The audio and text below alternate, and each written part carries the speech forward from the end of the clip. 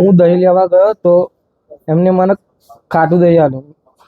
પછી ઘરે ગયો, ઘરે કે ખાટું દહીં છે એ પાછો આલવા ગયો. પાછો મૂકું આવ્યું દહીં નહીં જતું, મારું દહીં આલો છું મને. એ કે ના કે હું બજારે આપું નહીં કે તમને કે. એ રીતે ઝપાઝપ થઈ. એ લોકો મને બધું દાદાગીરી બાદાગીરી બતાવી ગયા, મને મારી ગયા. પણ મારા ભાઈ છોડવા, મારા ભાઈના બે દોરા કરી દીધા, એને મારા ભાઈને મારી ગયા.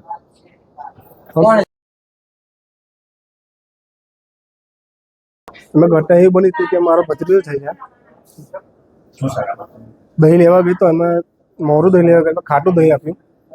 લેવા ગયા પાછું બદલવા જતા એમને અમારા ભત્રીજાએ એવું કીધું કે ભાઈ દહીં બદલવામાં નહીં આવે, વાર લાગશે થોડી.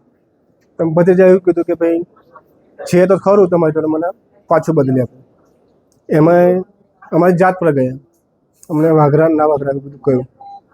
તો ભત્રીજો બોલ્યો કે તમે બી રબારી છો ને હું તળપદા જ છું, પણ કંઈ વાંધો નહીં.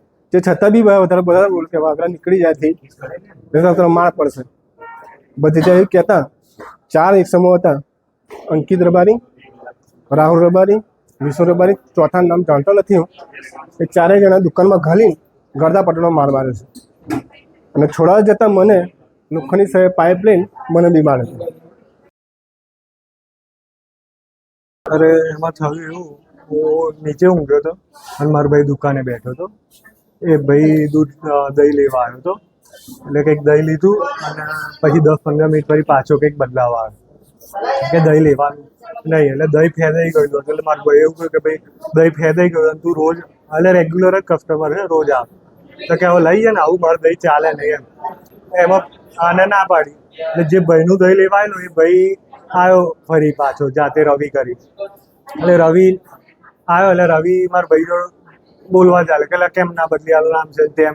એટલે મારો ભાઈ એવું કહ્યું કે પેલા દહીં ફેદી કાઢ્યું તું રોજ લઈ આવી, એમ જોડે દુકાન બંધ થાય તોય તારે લાવવાનું ખાવાનું છે તો આજ ખાઈ લે ને, એમ શું વાંધો. એટલે હવે રેગ્યુલર ઓળખે એવી રીતે જ વાત કરી. એટલે ભાઈ થોડોક વધારે ખેંચા મારો, ગારો બોલવાનું ચાલુ. એટલે હું ઊંઘેલો હતો એટલે ઊભો તો મેં ભાઈ ગાર બાર ના બોલી, આજુબાજુ જોઈને વાત કરે. તું મેં કોઈ ઓળખી તો કેમ આવું કરે એમ. એટલે ભાઈ થોડોક વધારે ખેંચવા માંડ્યો. એટલે અમે એવું કહ્યું ભાઈ ગાર બોલ્યા વગર વાત. જોડે મારો ભાઈ એક બેઠો હતો અને એક ભાઈ બીજું ઘરાક ઊભું. એટલે એ એવું કહેતું ભાઈ ગારો બોલ્યા વગર વાત કરે એમ, કે તું રોજ તમે ભેગા બેહો ને આવું કેમ કરો એમ.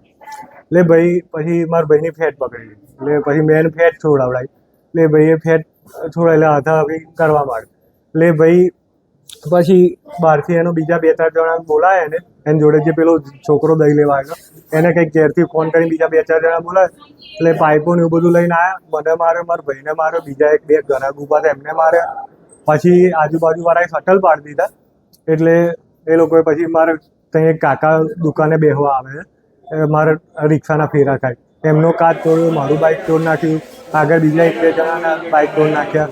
અને બીજા 1-2 જણને મારા ભાઈએ કાલે મારે ત્યાં પ્રસંગ હતો એટલે મારા ભાઈએ કાલે ગરમ ચેન પહેરી, એ ચેને તોડ નાખી.